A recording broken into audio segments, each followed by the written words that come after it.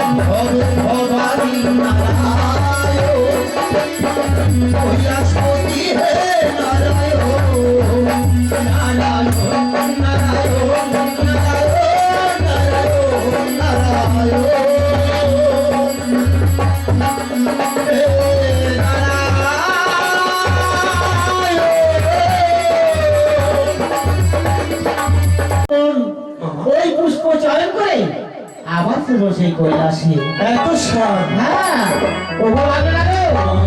আমি আর তুমি দুইজনা মিলে পুষ্প চয়ন করে আবার তখন সেই কৈলাসে যাবো। কিন্তু মামা বলো আমি শুনেছিলাম নন্দিয়ার ভিগি দাদার কাছে ওই মায়াবন নাকি মামি তৈরি করেছে। তাই সেখানে আজ মামা আপনি মিলে যাবো। হ্যাঁ ঠিক বলেছে ভাবি কালো।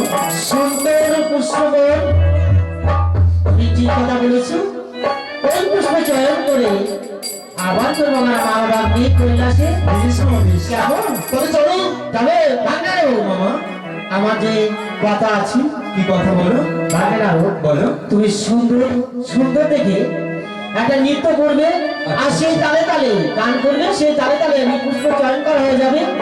আবার বেরো কৈলাস কেমন তোমার মনে আচ্ছা তোমার ভাগের আরাধ কর। হ্যাঁ অবশ্যই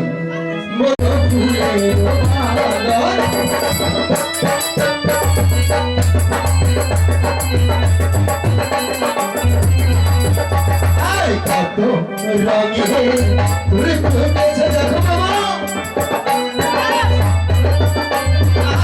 কত রঙে ঘুরে ফুটেছে মামা। আমি ওই না ফুলে পূজা করিব আমার মামা ভোলা রাখে।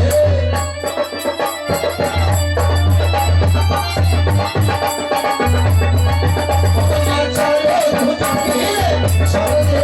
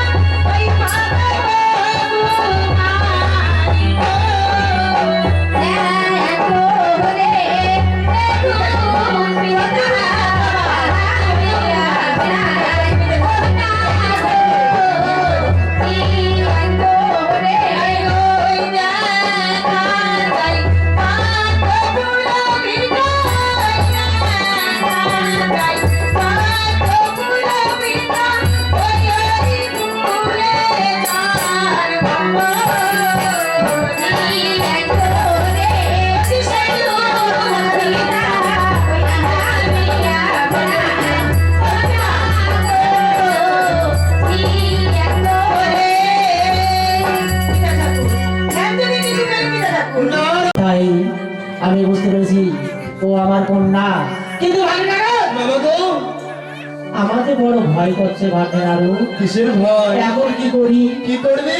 হ্যাঁ বলো ভাগ্নেরা। কন্যার জন্ম যখন নিয়েছে শ্মশানে কালীকে, কৈলাসে পার্বতীকে আর গঙ্গাকে রেখেছে জটায়।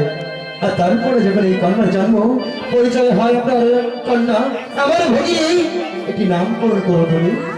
ভাগ্নেরা মামা ঠিক বলেছো, ওর টাকা নামকরণ করতে হয়, নাইলে জানবে কি করে সবাই। ওর আজ থেকে নাম থাকলো জয় বিষ্ণু হরি।